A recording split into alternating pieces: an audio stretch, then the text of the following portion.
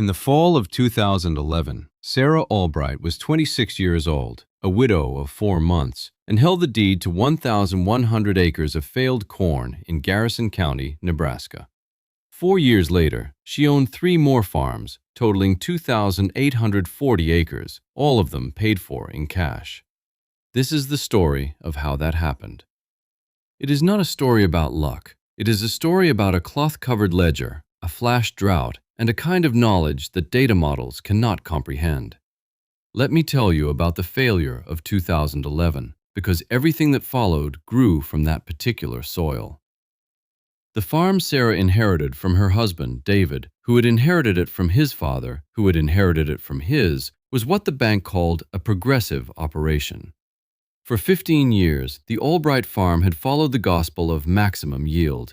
This meant corn on corn, year after year. It meant the newest GMO seed, engineered for drought tolerance and herbicide resistance, purchased every spring for a price that climbed 8% annually. It meant precise applications of anhydrous ammonia, potash, and phosphorus, delivered by GPS-guided rigs that cost more than the first Albright homestead. The operating loan for that year's crop, taken out in March, was for $482,115.78. David had signed the papers 3 weeks before the tractor rollover that killed him. He was 28. The spring had been wet, delaying planting by 2 weeks.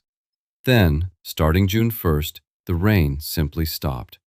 For 84 consecutive days, the temperature in Garrison County exceeded 95 degrees Fahrenheit. The official rainfall total at the co-op from June 1st to September 1st was 0.4 inches. The expensive, drought-tolerant corn, promised to deliver 200 bushels per acre even under stress, withered. The tassels, normally fat with pollen, emerged sparse and scorched. The silks, meant to catch that pollen, were dry and brittle before the pollen even dropped. Pollination, the single most critical moment in a corn plant's life, failed on a catastrophic scale. The harvest, which began in the second week of September, was less a harvest and more a salvage operation. The yield monitor in the combine cab, a $12,000 piece of technology, told the brutal truth. Field after field, the number struggled to climb past 30. The final average across all 1,100 acres was 27.4 bushels per acre. The break-even yield, the number required just to pay back the operating loan, was 148. The crop insurance payment covered a portion of the loss, but it did not cover the full cost of the inputs. When the last truckload of shriveled kernels was sold, Sarah Albright was left with the 1,100 acres of land, a mortgage of $1.3 million on that land, and a carryover operating debt of $197,300. She had $14,288 in her checking account. The meeting at the bank took place on a Tuesday in October. The bank was the Garrison County Farmers Trust, a name that had once meant something about community, but now felt like an ironic joke. The man across the desk was named Robert Pasternak. He was 58, had been a loan officer for 32 years, and was known for his habit of polishing his glasses whenever he had to deliver bad news. He polished them for 3 full minutes before he spoke.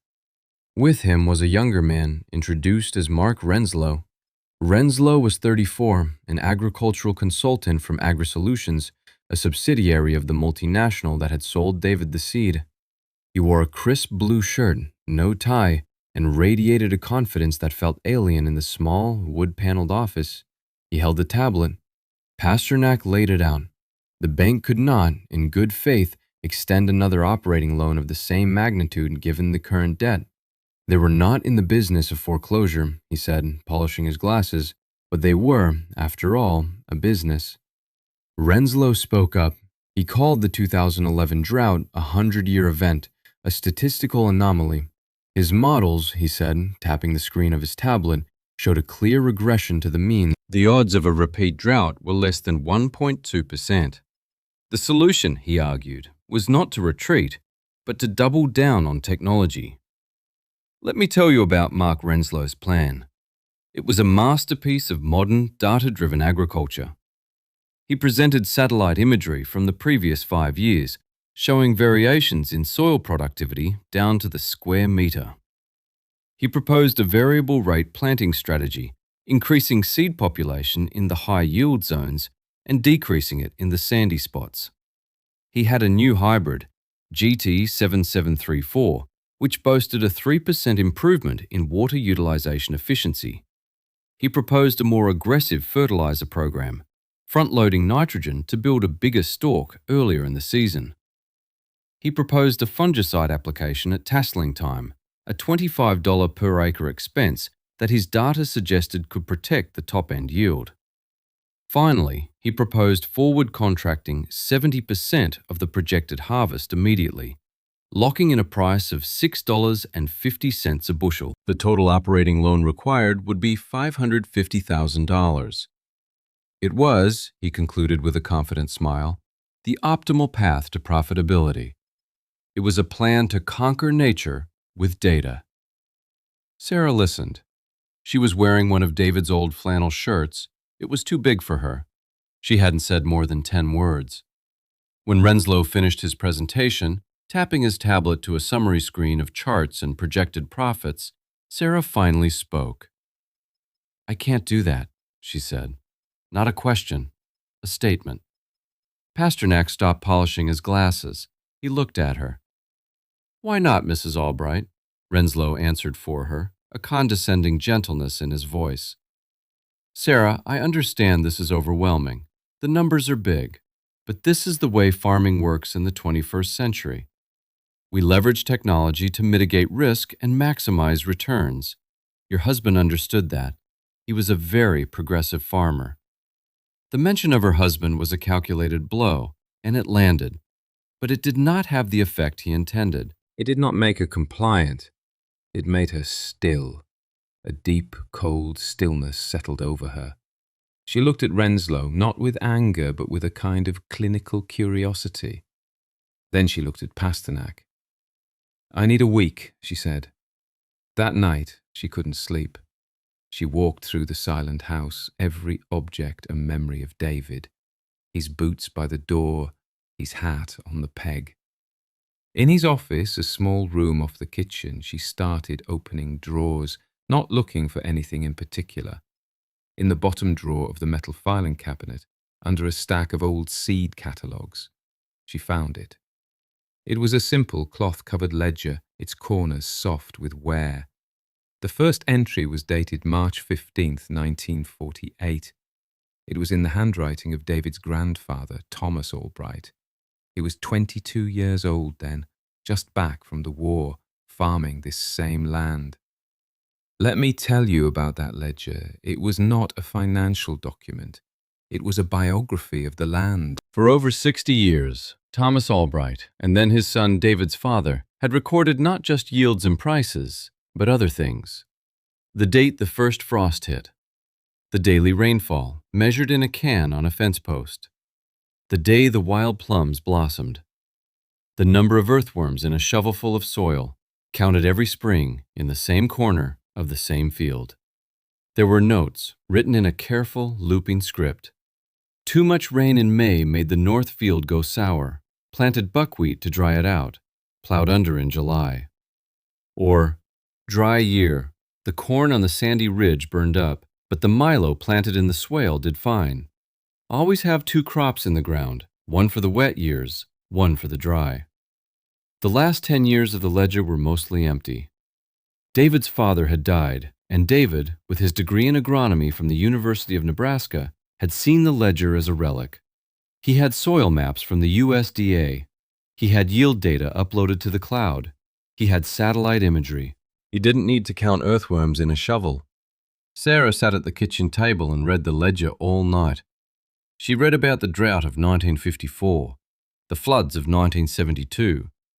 She read about a system of farming that was not about conquering nature, but about accommodating it. It was a system built on resilience, not optimization. The core principles were clear. Never plant the same crop in the same field 2 years in a row. Never leave the soil bare. Never borrow more than you can pay back in a single bad year. Thomas Albright had planted corn, yes, but also oats, alfalfa, milo, and soybeans. He grazed cattle on corn stalks and cover crops. His farm was not a monoculture. It was a complex, interlocking system designed to survive failure. The next morning she drove to the co-op. Not to the main office, but to the old wooden grain elevator that was used for storage. In the back, covered in dust, were bags of open-pollinated corn seed, the kind nobody used anymore. It was called Reed's Yellow Dent. It didn't have the yield potential of the modern hybrids. It wasn't resistant to herbicides, but it was cheap. And most importantly, you could save your own seed from the harvest, something the new GMO seeds were legally and biologically designed to prevent. She bought enough to plant 400 acres. It cost her $3,200. The GMO seed for the same acreage would have cost $52,000. She also bought 14 tons of a cover crop mix, hairy vetch, crimson clover, winter rye, and daikon radishes. That cost her $7,800. She went back to the bank the following Tuesday. Pasternak and Renslow were waiting in the same office. Sarah placed the old ledger on the polished table between them. It looked small and insignificant next to Renslow's tablet. "Here is my plan," she said. "I am going to plant 400 acres of corn. This corn." She slid a handful of the yellow kernels across the table. They were uneven in size and shape, nothing like the perfectly uniform, pink-coated GMO seeds. "On the other 700 acres, I am going to plant a cover crop to build the soil. I will not be using any commercial fertilizer. I will not be using any herbicide or fungicide. My total operating cost for seed will be $11,000. I need a loan for that amount, plus enough for fuel to run the planter. I need $20,000. The silence in the room was absolute. Pasternak stared at the kernels of corn. Renslow picked one up, rolled it between his thumb and forefinger with a look of disgust. "This is Reed's Yellow Dent," he said. "This is a museum piece. The yield potential on this is, what, 120 bushels in a perfect year? You'll be lucky to get 80. And with no fertilizer? You're not building soil with cover crops in 1 year. You're starving the corn you do plant. The weeds will be uncontrollable." He turned to Pasternak. "Bob, this is not a farm plan. This is agricultural suicide." Pasternak looked at Sarah, his face a mixture of pity and frustration. "Mrs. Albright, Sarah, your husband was one of our best farmers. He was always looking forward. This is going backward." Sarah looked at the ledger. Then she looked at Renslow. "Mr. Renslow, your plan is to bet my farm that the weather will be perfect and the markets will be stable. My plan is to ensure this farm is still here when they aren't. Your plan costs $550,000. Mine costs $20,000. I am asking the bank to risk $20,000. You are asking me to risk everything." She slid the ledger across the table to Pasternak. "Read what it says for 1988. It was another drought year. Thomas Albright had written. "Lost the corn, but the cattle got fat on the Sudan grass. Broke even. Jacobson and Miller sold out. They had corn and nothing else." Pasternak didn't open the ledger. He stared at its worn cover. Maybe it was the smallness of the loan request. Maybe it was the look in her eyes. Maybe he just didn't know what else to do. He let out a long, slow sigh. He took off his glasses, but he didn't polish them. "Okay," he said, 20,000. But the note is due in full on December 1st. No extensions." The spring of 2012 was a lonely time for Sarah Albright. Every other farmer in Garrison County was following the AgriSolutions plan. The big, air-conditioned tractors rolled across the fields, planting the expensive seeds, injecting the expensive fertilizers. The fields were clean, uniform, a perfect carpet of emerging green corn. Sarah's 400 acres of Reed's Yellow Dent looked ragged by comparison. The germination was uneven. The color was a lighter green. The other 700 acres were a source of constant gossip. While her neighbors' fields were sterile and brown, waiting for the corn to grow, Sarah's were a riot of green growth. The vetch, clover, rye, and radishes grew thick and fast. By early June, they were waist high. The neighbors called it Sarah's weed patch. They'd slow down their pickups as they drove by, shaking their heads. Old Man Hemmings, who farmed the section to her north, stopped by one afternoon. "Sarah, honey," he said, his voice full of genuine concern. "What in the world are you doing? You're letting the weeds take over." "It's not weeds, Mr. Hemmings. It's a cover crop. The legumes are fixing nitrogen, the radishes are breaking up the hardpan, the rye is adding organic matter. I'm feeding the soil." He shook his head sadly. "That's hippie talk, Sarah. You feed the corn, not the soil." He got back in his truck and drove away. He didn't visit again. Let me tell you what was happening under the surface of those 700 acres.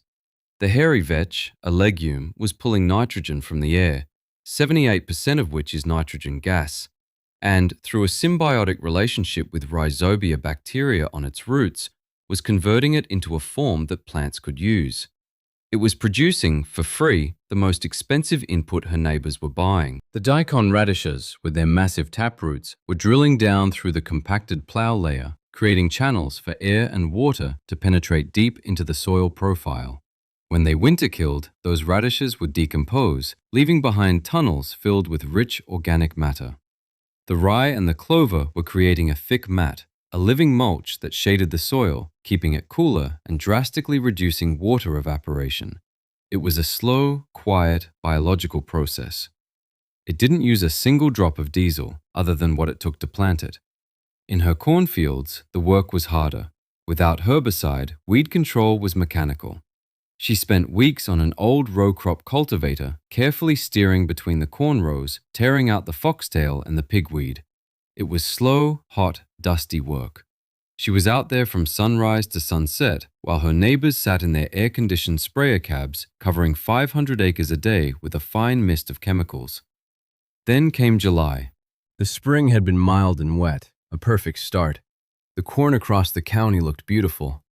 Renslow's predictions of 200 bushel yields looked not just possible, but probable. Commodity prices had softened a bit, but with the bin-buster crop, everyone was going to be fine. On July 4th, the forecast changed. A massive high-pressure system, what the meteorologists called the heat dome, settled over the Midwest. The first week, the temperatures were in the high 90s. The second week, they broke 100. For 18 consecutive days, from July 9th to July 26th, the daytime high in Garrison County did not drop below 102 degrees. The nighttime lows, which were supposed to provide relief for the stressed corn plants, stayed in the low 80s. And just as in 2011, the rain stopped completely. It was a flash drought made all the more brutal by the lush growth it followed. The corn in the county, with its heavy stalk growth from the front-loaded nitrogen and its shallow root systems, began to suffer immediately. It was built for a perfect year, and this was not a perfect year. The leaves started to roll up during the day to conserve moisture, a classic sign of drought stress. They looked like gray-green pineapples.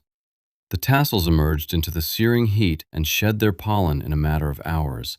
The delicate grains cooked before they could even float down to the silks below. It was 2011 all over again, but worse. Sarah watched her fields. Her corn was suffering too, but not as badly. The plants were smaller, with less leaf area to support, demanding less water. The soil, which she hadn't plowed, was protected from the worst of the sun by a carpet of residue from the previous year's dead corn stalks. One afternoon, in the worst of the heat, she took a soil thermometer and a shovel and walked into her cornfield. Then she crossed the road and walked into Mr. Hemmings's field. The difference was stunning. The bare soil between his corn rows registered 135 degrees. Her soil, protected by its residue mulch, was 92 degrees. That 43-degree difference was the difference between life and death for the soil microbes, the earthworms, the entire ecosystem that supported the plants. His soil was sterile dust. Hers was still alive. She walked over to one of her cover crop fields. The growth was so thick she had to push her way through it. Down at soil level, it was cool and damp. She dug her hand into the earth.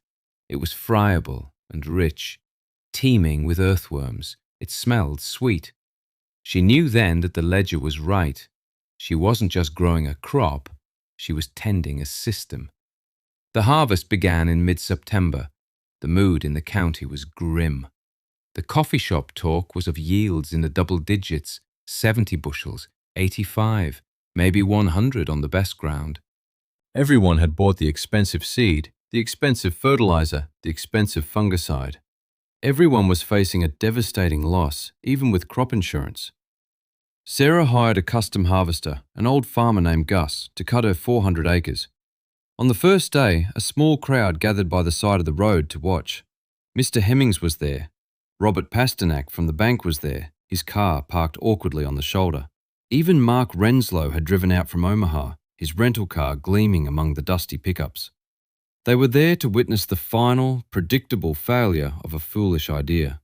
They were there to see the museum piece, the reed's yellow dent, make 50 bushels an acre. Gus climbed into his combine, a big John Deere S680. He started the machine, the huge diesel engine rumbling to life. Sarah climbed up the ladder and sat in the buddy seat next to him. She was calm. Whatever the number was, it was. She had taken on no new debt she couldn't repay. The farm would survive. Gus engaged the header and pulled into the first rows of corn. The stalks were shorter than her neighbors, the ears smaller, but every stalk had an ear, and every ear was full. The kernels filled all the way to the tip. They looked like fat, golden cigars. On the screen of the yield monitor, the numbers started to flicker. They jumped past 50, past 80, past 100. Gus, who had been combining corn for 40 years, let out a low whistle. The number settled, fluctuating as he moved through the field, but it held steady. It hovered between 175 and 185. The number was 178. Gus stopped the combine at the end of the field and turned to her, his eyes wide. "Sarah," he said, his voice husky, "I ain't never seen nothing like it. Not this year." Down on the road, the small crowd was silent. Pasternak was standing with his arms crossed. Renslow was leaning against his car, staring at the combine, his face pale. He had a PhD in agronomy. He had algorithms and petabytes of data. His GT7734 hybrid, planted in Mr. Hemmings' field right across the road, had just been harvested the day before. It had made 82 bushels per acre. Let me tell you about the math, because the math is what changed everything. Mr. Hemmings's 82-bushel corn, at a market price of $6.20, grossed $508.40 per acre. His input costs, seed, fertilizer, chemicals, insurance, were roughly $450 per acre. He made a profit of $58.40 per acre, before accounting for land payments, machinery costs, or his own labor. In reality, he had lost a significant amount of money. Sarah's 178-bushel corn grossed $1,103.60 per acre. Her input costs were her seed, $8 per acre, and her fuel. Total, maybe $40 per acre. Her profit was over $1,000 per acre. On 400 acres, she had cleared $400,000. She paid back the $20,000 loan to the bank in the first week of October. She put the rest of the money in the bank. And she owned the seed for next year's crop because she had saved it herself. The story of Sarah's harvest spread through the county like fire in a dry field. Farmers who had scoffed at her weed patch now wanted to know what she was planting. Mark Renslow was recalled by his company. His data models had failed, spectacularly and publicly. His confident predictions had become a local punchline. The irony was not lost on anyone. The low-tech, backward farmer had beaten the high-tech, progressive system by more than double, not because of a lucky break, but because her system was designed for the bad year, not just the good one. Her resilience had outperformed his optimization. The next year, Sarah planted 600 acres of corn, rotating it onto the fields that had been in cover crops. The soil was alive, full of nitrogen and organic matter. She didn't use a single pound of commercial fertilizer. The yield that fall, in a year of good but not great weather, averaged 212 bushels per acre. Her neighbors, still using the high input model, averaged 190, but her cost of production was a fraction of theirs. She was banking hundreds of thousands of dollars in profit, while they were barely breaking even, servicing the massive debt they had accumulated. That's when the farm started to come up for sale. Her neighbor, Mr. Hemmings, was the first. He was 68, tired, and buried in debt from 2 bad years. He was land-rich and cash-poor. He couldn't get another operating loan. He came to Sarah one evening, hat in hand. He didn't want to sell to an investment company from California. He wanted the land to stay with a farmer. Sarah bought his 860 acres. She paid him a fair price, in cash. She didn't haggle. The next year, it was the Miller farm, 450 acres south of hers. The two Miller brothers had tried to out-yield each other and had leveraged themselves to the hilt on new machinery. One bad crop, followed by a dip in commodity prices, and they were done. Sarah bought the farm, cash. In the fall of 2015, 4 years after David's death, the big one came up. The old Erickson place, 1,130 acres of prime bottomland that bordered her original farm.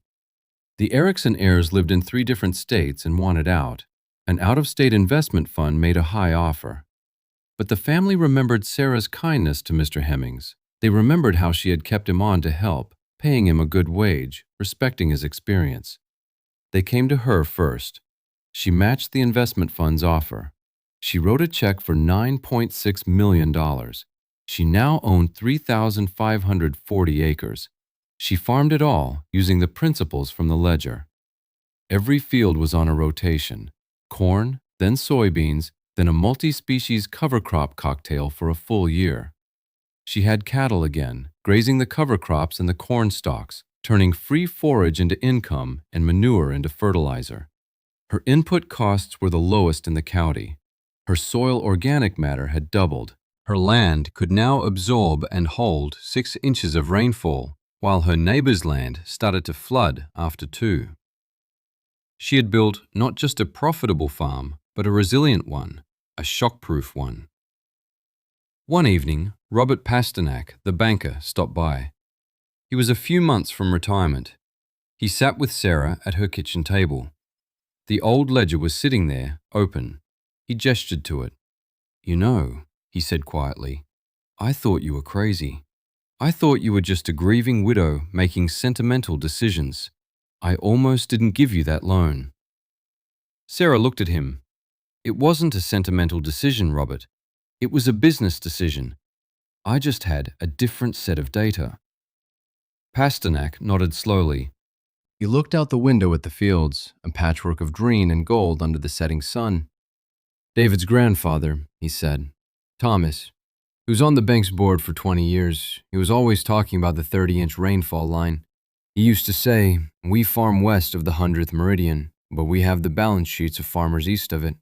One day, the rain is going to remember where it's supposed to stop, and our debt is going to kill us.'" Pasternak shook his head. "We all thought he was just a pessimistic old man. Turns out he was just 40 years early." After he left, Sarah walked out to the edge of the yard. She stood by the gate, the same gate David had walked through 1,000 times. She was 30 years old. She ran one of the largest and most profitable operations in the state of Nebraska.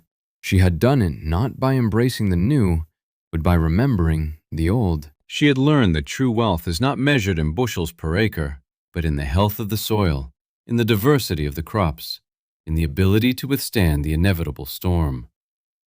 What survives is not the most optimized. Optimization is fragile.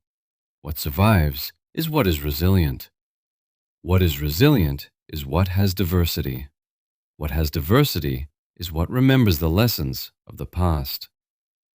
A farm is not a factory. It is a conversation between a human and a piece of land. A conversation that takes place over generations. The ledger on her table was not a relic. It was the dictionary that had taught her the language she needed to speak. And she was now adding her own words, her own seasons, her own knowledge, for the one who would come after her. The work was not done. The work was never done.